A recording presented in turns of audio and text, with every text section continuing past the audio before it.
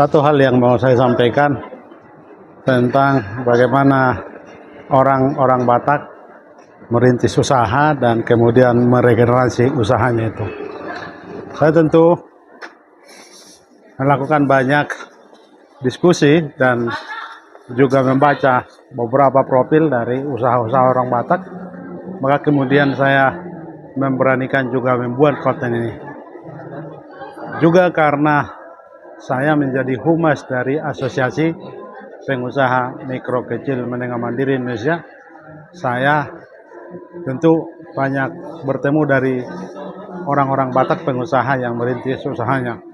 Tentu yang mau saya buat konten, saya mau sampaikan ini adalah orang-orang Batak yang membuka usahanya dan berkembang juga menjadi besar, pengusaha besar tentunya. Saya menemukan ada satu gap atau masalah besar di tokoh-tokoh orang Batak, khususnya pengusaha besar dalam regenerasi kepemimpinan usahanya. Belum saya temukan keluarga atau orang Batak yang mampu meregenerasi usahanya di generasi ketiga. Umumnya di generasi kedua, bahkan ada perusahaan-perusahaan orang yang dirintis orang Batak di generasi kedua sudah kolap atau bangkrut alias tidak berusaha lagi.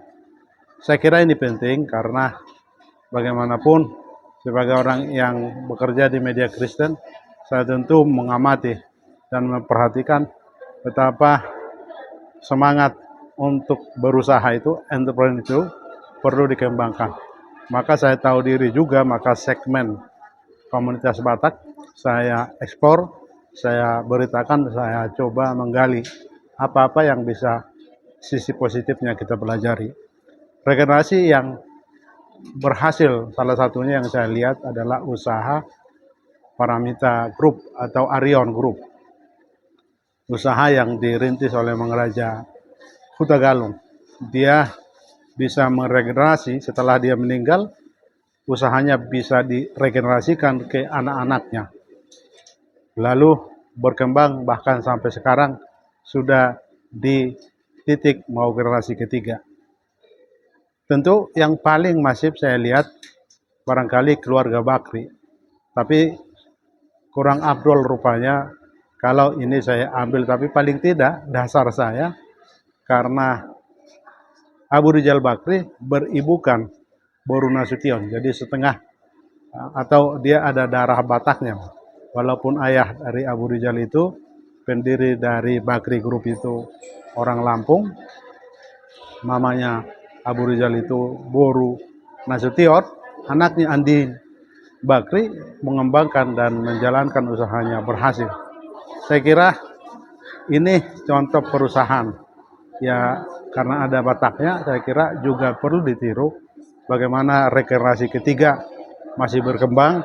Bahkan Andin Bakri sekarang masih memimpin usaha Bakri Group, bahkan dia dipercayakan menjadi Kadin Indonesia.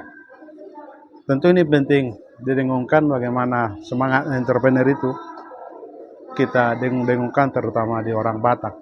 Sayang, untuk regenerasi ini juga penting kita pelajari. Saya mendapat rahasia sekilas bahwa salah satu keberhasilan di Arion Group itu karena keluarga ini meregenerasi kepemimpinan di generasi kedua itu tidak langsung pada anak pertama.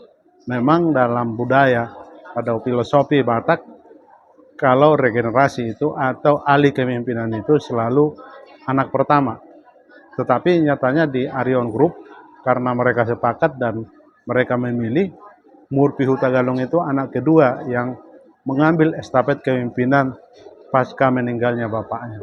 Dan usaha ini berjalan dikembangkan abang dan adik-adiknya bersama-sama. Kira ini satu contoh unik, satu contoh yang menarik. Tapi kalau saya bandingkan dengan usaha-usaha yang lain, pengusaha-pengusaha Batak besar, belum ada seperti mereka, bahkan seperti Bakri Group. Saya kira ini yang saya sampaikan. Terima kasih.